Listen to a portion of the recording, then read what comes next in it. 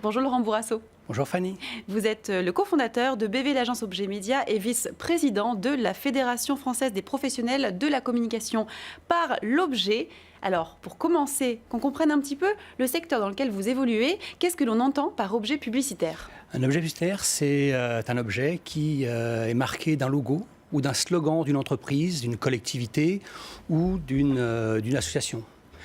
Ça passe par le stylo, ça peut être du briquet, ça peut être du textile, des produits électroniques, mais aussi des produits de cuisine ou des objets de bricolage.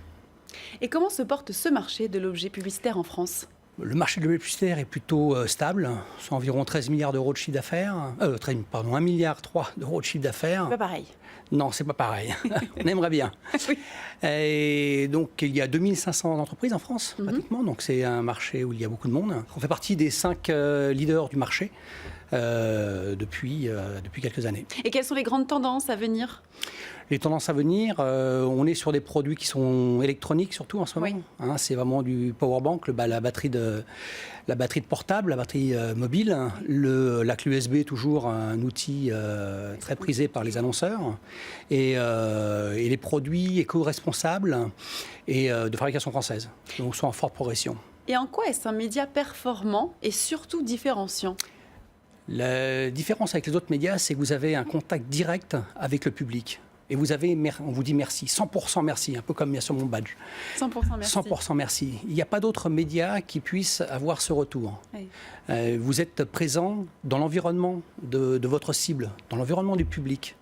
Il n'y a aucun média qui se retrouve en permanence présent chez les gens. Ça peut être dans leur salle de bain, dans leur cuisine ou à n'importe quel endroit de leur vie privée.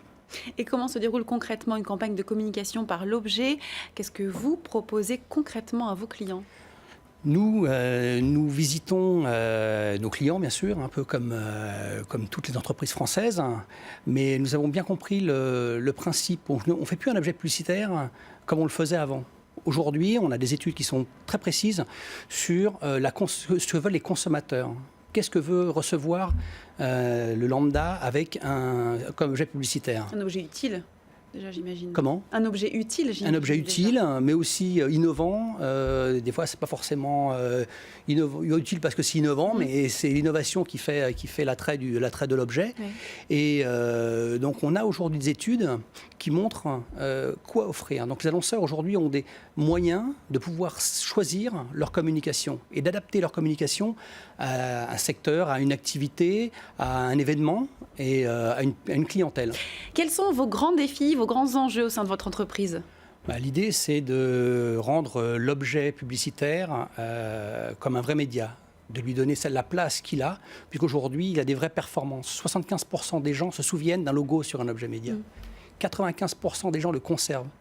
77% le publient, en veulent d'autres. Oui.